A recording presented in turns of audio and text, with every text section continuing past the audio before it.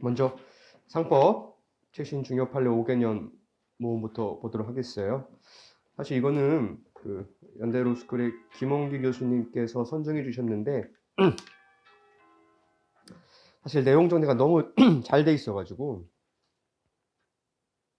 굳이 저의 설명이 사실 불필요할 정도예요, 사실은. 그래서 아마 2017년부터 볼게요. 우리 역으로 오겠습니다. 그죠? 2017년부터. 이게 여러분 놀랄 거예요. 정말 이게 얼마나 적혀성이 좋은지 놀랄 정도로 교수님께서 정리도 잘 해주셨을 뿐만 아니라 실제 시험에 거의 다 나왔다라고 보시면 됩니다. 제가 김홍 교수 한 번도 뵌 적은 없지만 진짜 너무 훌륭하신 분 같아요. 논문 봐도 정말 잘 쓰시거든요. 진짜로. 군더더기 없는 문장에다가 간결하면서도 핵심적인 서술이 아주 일품이신 것 같아요.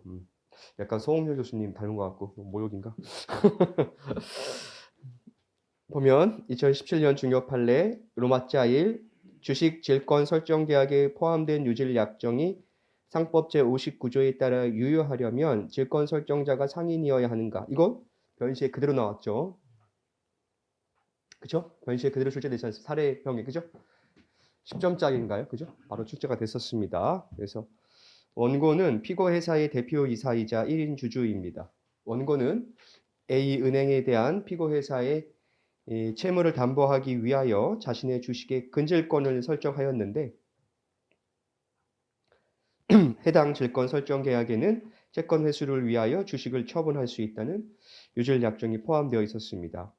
A은행은 피고 회사가 차용금을 갚지 아니하자 소외 B회사에게 주식을 매도하였고 원고는 이 사건 유질 약정에서 근질권 설정자가 상인이 아니기 때문에 상법 제59조가 적용되지 않고 유질 약정을 금지하는 민법 제339조에 따라 무효라고 주장을 하였습니다.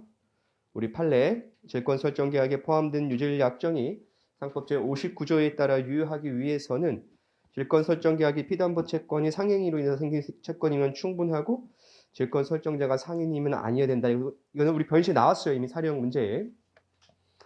상당히 적절성이 좋습니다. 다음 로마자 2번. 이 판례야 뭐 워낙 중요한 판례니까 회사에 대한 관계에서는 주주 명부상 주주만이 의결권 등 주주권 행사를 가능. 쌍면적 구속설로 바뀐 거죠. 근데 여러분도 주의해야 될 게 이제 뒤에 또 최신 판례 나오는데 우리 최신 판례 이거는 여러분 주주의 회사에 대한 주식 행사 국면에서 바뀐 거지 소유권 기속 국면에서 바뀐 게 아니에요. 학생들이 이걸 잘 오해를 많이 합니다. 설명해보면 이 두 가지 측면이 있어요. 소유권 기속에 관한 측면과 다음에 주주권 행사 국면은 논의의 평면을 전혀 달리한다 이거예요. 주주권 행사 국면은 전합치 판례 형식설로 완전히 왔죠. 쌍명적 구속설. 그 기준은 뭐다? 주주 명부를 기준으로 하겠다는 거 아니겠어요? 그죠? 근데 소유권 기속설은 여전히 뭐예요, 여러분? 실질설을 취하고 있어요. 그죠? 그래서 기속의 국면과 행사의 국면을 구분해서 살펴봐야 되는데 학생들이 이걸 잘 이해를 못합니다. 상대적으로. 그래서 대표적인 게 어떤 케이스냐면 바로 최신 판례인데 뭐 조금 왔다 갔다 해야 좀 좋을 것 같아서 보면 이해의 정확도를 위해서 불가피하게 왔다 갔다 하면 2020년 중요 판례에서 로마자 2예요. 이 판례랑 요 쌍면적 구속설로 바뀐 거랑 여러분이 구별을 좀 하실 수 알아야 돼요. 그래서 2020년 중요 판례 로마자 2입니다. 요거랑 이거를 구별을 하실 수 있어야 되겠어요.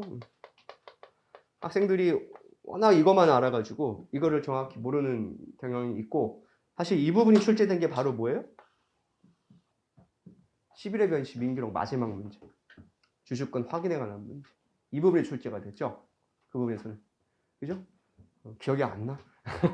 11회 변시 민기록 따위는 버렸어요. 뭐예요? 그때 우리 원고 의뢰인이 주주권 확인 청구를 대의에서 청구하는 케이스였잖아요. 그죠? 실질설, 실질주주와 형식주주 사이에서 회사는 피고가 될 수 없고 맞죠? 그래서 이 사이에서 주주권 확인 청구가 있으면 회사를 상대로 실질주주를 명예훼손 청구를 단독으로 할 수 있기 때문에 맞습니까? 그래서 우리 11회 변신은 이 주주권 확인 청구를 대의에서 청구하는 게 나왔고, 제가 작년에 이거를 1순환 때부터 파이널까지 계속 강조했단 말이에요. 학생들이 저 새끼 왜 이렇게 강조하나 싶었지만 나왔다 이거 마지막 계쟁물에. 그래서 이걸 맞춰줬다는 거예요. 그래가지고 합격을 했지. 그래서 요 국면과 다음 요 로마자 2번은 요 케이스가 아니에요. 로마자 2번 케이스는 뭐냐면 회사가 원고예요. 회사가 원고가 돼서 이 피고를 상대로 행사 국면이 아니야. 소유권 기소 국면에서 회사가 얘들을 상대로 주식 소유권 부존재 확인 청구를 할 수 있겠느냐는 거예요.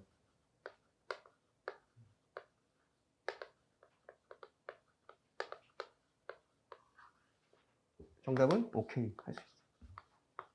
왜? 보충성 요건 충족.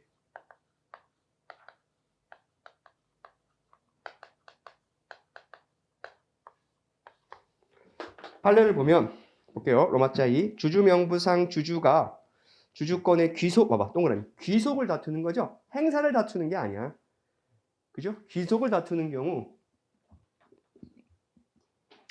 회사가 주주 명부상 주주를 상대로 주주지 부존재 확인 된다 안 된다? 된다. 확인의 이익이 있어요.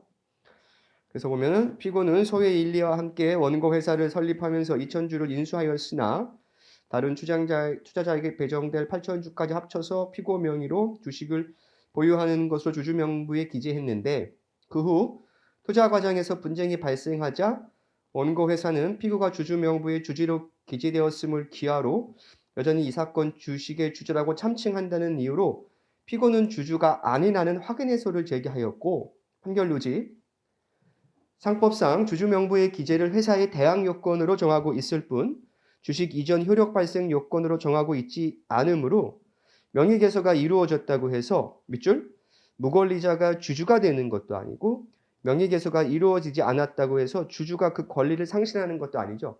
즉 명의개소에는 창설적 효력이 없습니다. 따라서 즉 주식의 소유권 기속에 관한 권리관계와 주주의 회사에 대한 주주권 행사 국면은 구분되는 것이고 맞죠? 우리 판례가 정확하게 이 표현을 썼어요. 봐봐. 소유권 기속과 행사의 국면은 구분되는 것이고 이는 회사와 주주 사이에서 소유권 기속이 다투어지는 경우에도 마찬가지다 이거죠.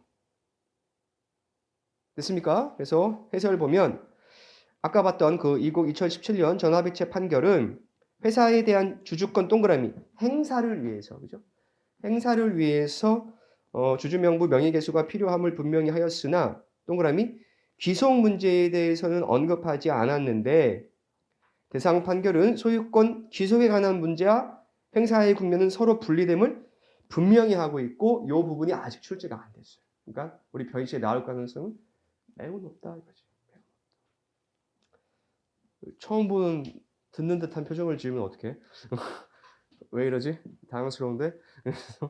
다만 회사가 주주권 기속을 다투는 자를 상대로 주주권 존부의 확인을 구할 이익이 있는지는 별도로 살펴봐야 할 텐데 회사 이의 주체들 사이에서 주주권 기속의 다툼이 있을 경우에 실제 주주는 회사에 대해 주주임을 증명하여 단독으로 명예개서 절차 이행을 구할 수 있기 때문에 봐봐요. 회사를 상대로 주주권 확인을 구할 이익이 없어요. 맞죠? 우리 11회 변시 나왔잖아. 얘가 회사를 상대로는 안 돼. 얘를 상대로 주주권 확인을 구하는 판결을 받고 그 판결을 받으면 단독으로 명예개서를 청구할 수가 있어. 그래서 회사를 상대로 주주권 확인 청구하면 뭐예요? 각하야.